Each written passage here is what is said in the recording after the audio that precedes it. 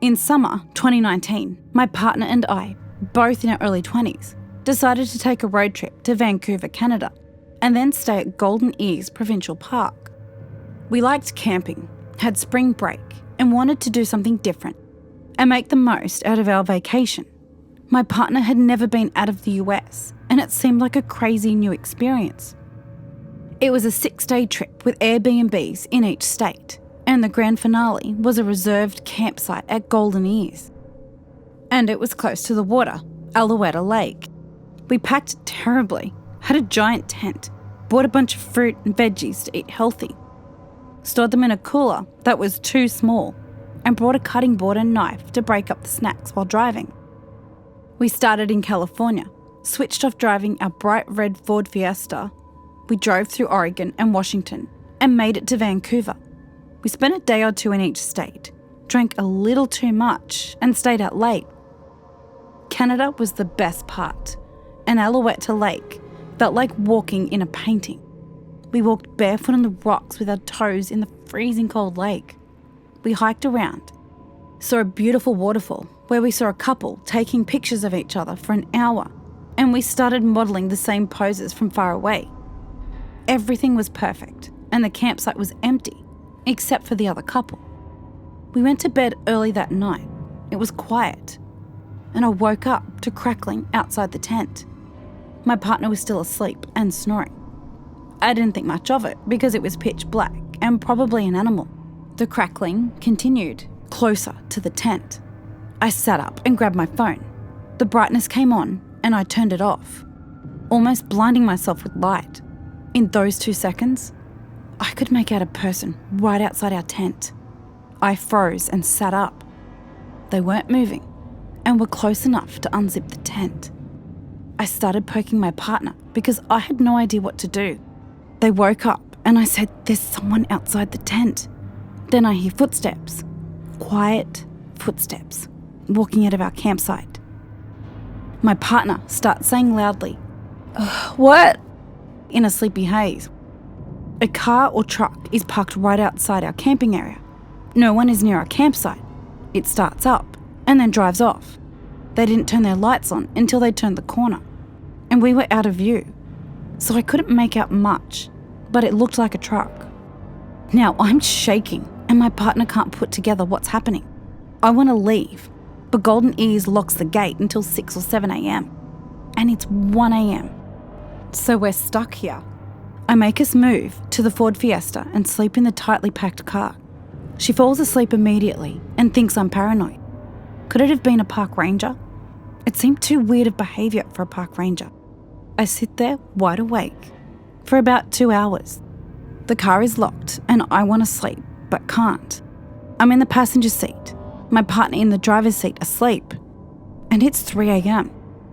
I'm sitting half awake. I hear a car slowly driving up the road. Lights off as it rounds the corner. It had to be the same truck and I was scared, but my adrenaline was pumping. It slowly rounds the corner and pulls up directly in front of our campsite. Again, in the same spot. I feel like I'm going to throw up. I had no weapon but the kitchen knife we bought for the fruit and veggies, so I grabbed the knife and tried to make myself look angry, crazy, and big. I sit straight up in the passenger seat, holding the kitchen knife. I keep it straight up at eye level and stare deadpan out at this truck in the pitch black, just like the father in the American Gothic painting. The truck stops and turns off. A light shines directly into my face coming from inside the truck, and I stare back terrified in my bright red Ford Fiesta, holding my large kitchen knife, not blinking.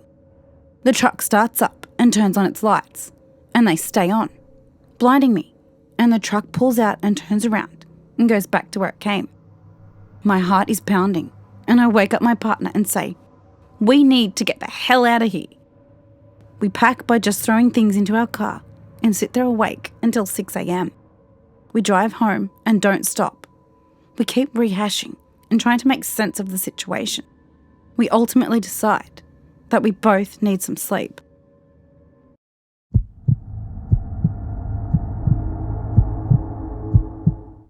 This happened last night, I'm still pretty freaked out. We're up at my father-in-law's for Christmas. He lives in South Jersey, in a pretty remote area, just north of Byrne State Forest. It's quiet and always a little eerie, but felt especially weird with the overcast weather and unseasonable warmth of the last few days. We did Christmas dinner at my brother-in-law's and got back pretty late. Because of the radiator heat and outside temps, we slept with the window open. I woke up in the middle of the night to use the bathroom, and as I was drifting back to sleep, heard a low wail, building in a volume for a few seconds before stopping abruptly. Figured it was just an odd-sounding bird, and tried to go back to sleep. It happened twice more over the course of maybe 5 minutes. I was basically able to put it out of my head and start drifting back to sleep, when I heard a loud thud, like a too-high elephant's trumpet. At that point, I shot up, heart racing. I knew I had to close the window, and took a beat to build up to it.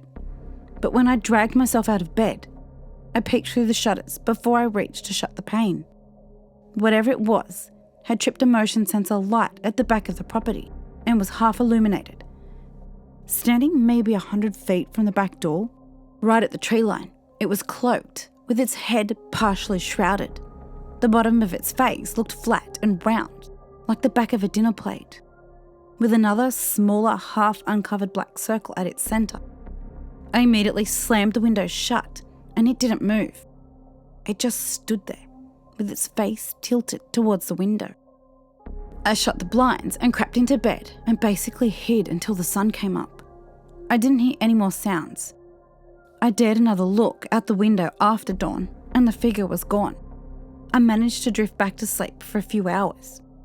If anyone's seen anything like this, or know what it might be, I'm frantically Googling, but nothing's really coming up.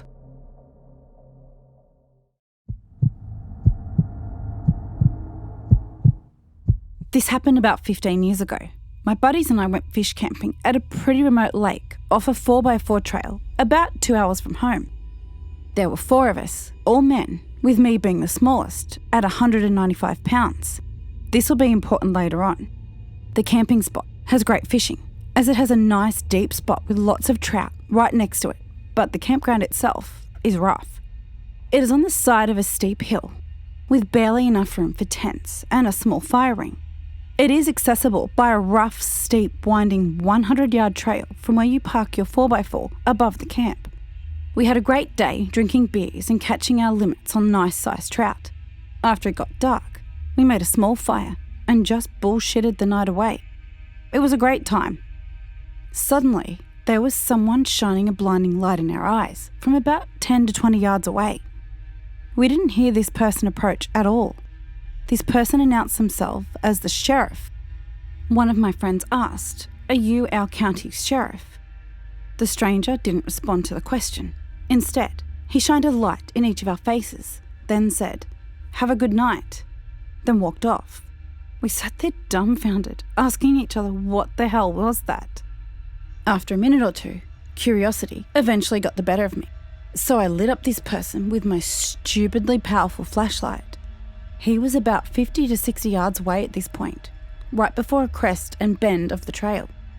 Right before he was out of sight, we all saw it. It was just some dude in a flannel shirt and jeans. That's not a sheriff. He must have heard me, as you could see him start moving quickly for a second before he was out of sight. A few moments later, we heard an engine start, and that was that. Strange we didn't hear the vehicle earlier, but I attribute that to being drunk and loud. Now what makes this kind of scary is what if it wasn't 4 big dudes he approached? What if it was a single person or a couple? What would he intend to do? Should we have chased after this person? Debatable. Should we have reported this to the actual sheriff's department?